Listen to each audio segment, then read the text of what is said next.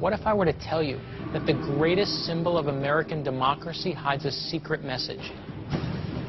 In 1876, the Statue of Liberty was given to America in celebration of the 100th anniversary of the Declaration of Independence. At the time, it was the tallest structure in New York. But some believe that this lady is not who she appears to be, that her outward message cloaks a much darker meaning, a coded symbol meant for a chosen few. They say the men who designed and built the statue were members of the Illuminati, a small sect of one of the world's most secret organizations, the Freemasons. The Masons deny any affiliation. And it's hard to say because for over 200 years, the Illuminati have remained so well hidden that we have to question if they actually exist at all. Whatever the case, it's time to find out. Is one of America's most iconic symbols actually hiding a message in plain sight? The Statue of Liberty is not the work of one man. When the French gave the statue to the United States, they made one request, that a pedestal be built so that it was more easily seen from the water. American designer Richard Hunt was chosen to build her perch. Frederick Bartholdi was the artist behind Lady Liberty, but it was up to Gustav Eiffel to realize the structure and bring her to life. He did this with a twisted iron skeleton, and it was never intended to be pretty. In fact, the inside of the statue was never meant to be seen by the public. But clearly Eiffel was pleased with his work because he went on to repeat the idea and build the Eiffel Tower and steal the title for the tallest structure in the world away from the Washington Monument. Is there anything in common with them, or are they... Let me check something out here. All right, here's Bartholdi. But check that out. The guy is posed like Napoleon. His hand is hidden. The hidden hand that shaped history. Oh, yeah, look at this. Hidden hand? Why Napoleon traditionally depicted with his hand in his waistcoat? Some theories include he had a stomach ulcer. No, keep going. Why in his There's watch? something else He had a skin disease. Keep going, keep going. Oh, wait a second. Gesture of importance in Masonic Members ritual. of the Freemasons. Using this sign are proven... It's always the members of Masons. Freemasons. I would be fascinated to see if these three guys were Masons. Oh my God, Bartholdi is a Freemason. How about Hunt? Look at down here, Yep, Freemasons. absolutely. All right. Well, okay. right, let's try to Eiffel. Gustav Eiffel. Freemason. Eiffel's a Freemason. All three. Okay. You know, that doesn't necessarily have to mean anything.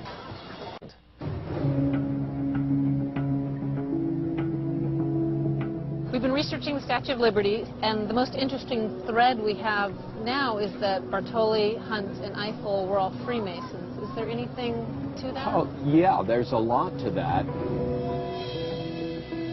The Freemasons are an important key to understanding what the Statue of Liberty is about.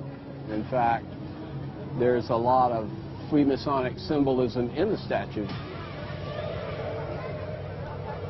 Wanted to show you this one, see if it looks familiar to you. Looks exactly like the Statue of Liberty. Exactly like the Statue of Liberty, but this is the 7 ancient Roman goddess Libertas. This is a pagan goddess. Another one. This one you'll be familiar with. What do you see here? This should be familiar to you. And of course, it's being held by an ancient Roman pagan goddess from a period of history that was not so nice and was anything but free. But I don't know quite how to put this. There's a deeper, darker, more sinister side to this entire matter that sort of exists within Freemasonry, kind of a secret within a secret society called the Illuminati. Who were the Illuminati? I would say a better term would be who are the Illuminati, because they still exist. The Illuminati was formed in Bavaria in 1776. They called themselves Enlightened Ones, and they felt they could create a better world. They wanted to abolish all monarchies, religion, private property, and nation-states and replace them with a utopian society. But it doesn't matter what their plan was. What was amazing to me was how they operated, infiltrating the houses of power, from governments to secret societies like the Freemasons. They swore a vow of silence and remained completely hidden. So when they were finally found out and banned by the King of Bavaria in 1784, there was absolutely no way to be certain they actually disbanded, because they were already inside. And this is why some people still believe the Illuminati hold positions of power around the world today. Very early on in their history, the Illuminati adapted the form of Freemasonry and then decided to infiltrate Masonic organizations, giving Freemasonry a really bad rap to the extent that they had an influence on it, although it was always a hidden hand within Freemasonry. In other words, not all Masons are Illuminati. They quickly moved into much darker ideas about the abolition of all states all over the world and to kind of merge the world into this amorphous globalist community. How's that for straightforward and scary? Okay, I don't like when people tell me that the Illuminati are trying to take over the world. But I will say, if what we've just heard is true, things just got a lot more interesting.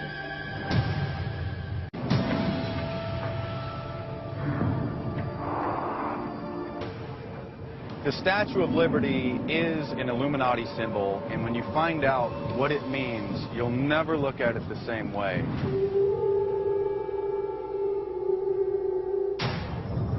The reason I wanted to meet you here at the United Nations is that David Rockefeller donated this land to create this center. He wrote in his memoirs that he and his family are often accused of being a member of a secret society dedicated to creating a one-world government. And he says, "I am guilty and I'm proud." This is the birth child of a secret society. Wow. This is happening right now, here on these streets today. Today.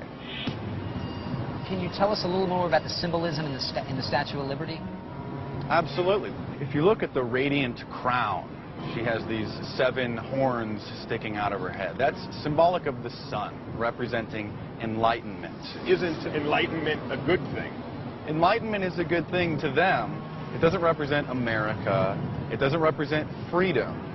It represents Lucifer, Satan. If you want to learn about political power, you must look at the Illuminati. If you're looking into the Illuminati, the Statue of Liberty is just a footnote. The Illuminati identify with Lucifer, and that is their huge idol dedicating this country to him and showing that they rule here. And this is hidden in the Statue of Liberty. Lucifer literally means the light bearer, okay? So for the Statue of Liberty, you have the torch representing light and enlightenment. All of us are looking at it, and it's a symbol of peace and freedom and liberty. Well, I know that this is a little hard to swallow, especially if you're new to this. To say the least. The Illuminati is not only a religious secret society, it's a very powerful men are members of this organization, and they pull the strings from behind the scenes.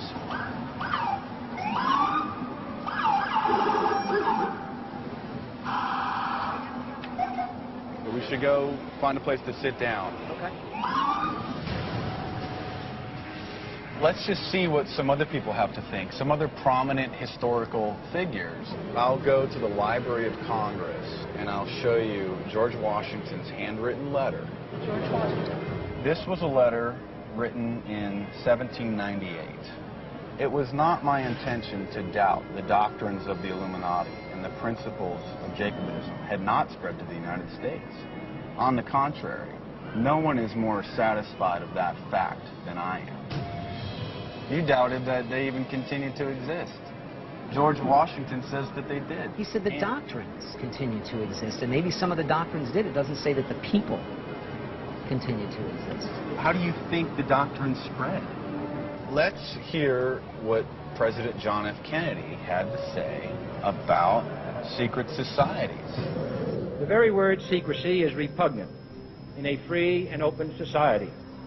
And we are, as a people, inherently and historically opposed to secret societies, to secret oaths, and to secret proceedings.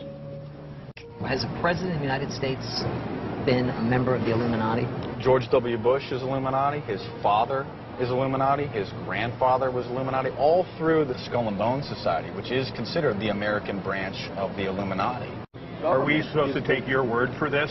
Go around New York, look in the top of some of the most prominent buildings, and you'll also see Illuminati overtones, the rising sun, a pyramid with an eye, a pyramid with an illumination coming behind it. Some of the most powerful banks and corporations and media companies have Illuminati symbols in the logos. And so they use their private network, their good old boy shadow network, to build the most powerful companies in the world. So the Illuminati has set up multiple enormous monuments. Go to Rockefeller Center, go to the Cathedral of St. John the Divine. Central Park has a giant obelisk, a symbol of the Illuminati, another Luciferian symbol, paid for by the second richest man in the world, William Vanderbilt. William Vanderbilt put this up, he paid for and it he's an to Illuminati. come. Yes. So once the New World Order is solidified, once the one world government, all the infrastructure is in place, you can have a one world dictator come forward and rule with an iron fist, and there's going to be no way to stop him. Let's look at just facts. There's no question that Masons built the Statue of Liberty. And there's no question that because of that extra 1 inch, the number 7, it keeps repeating in the statue's dimensions. But the big question remains whether those same men were also members of the Illuminati, a shadowy sect with dark intentions. Rockefeller Plaza. The house that Rockefeller built. Yes. Check out, this is Prometheus here. Well, he's got the torch in the right hand the same way as the Statue of Liberty. Mark Dice said this is a representation of Lucifer that we should be looking for in Rockefeller Plaza. Right. Hey, you guys catching the flags? What's that reminding you of? Wow, okay, that has... The UN. Very UN. UN-like, yes. You know, New World Order, UN flags everywhere, directly in the center. Prometheus, Lucifer. At the center.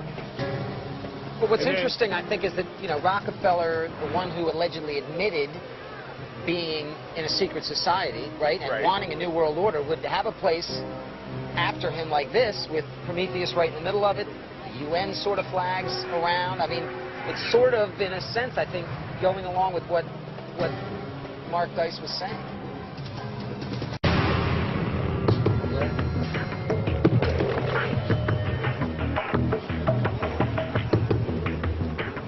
Nice to meet you. My pleasure completely. Thanks for meeting us here. We really appreciate you coming out. We're trying to figure out whether the Statue of Liberty has some sort of hidden meaning, maybe something sinister and nefarious.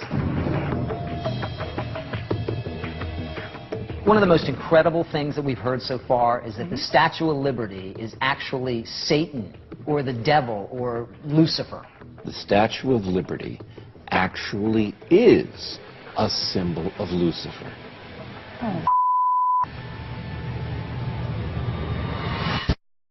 Okay, go to your computer and put in the word Statue of Liberty and Satan. And 500 pages are going to immediately come up telling you that they're linked. And we all have access to that. That's just noise. What we don't have is the truth. And that's why we started this journey, to find that truth. Where did that idea come from? And every time we make some progress, we wind up right back where we started, with someone once again saying that the Statue of Liberty is somehow a satanic symbol. But what is the answer? Where did it start?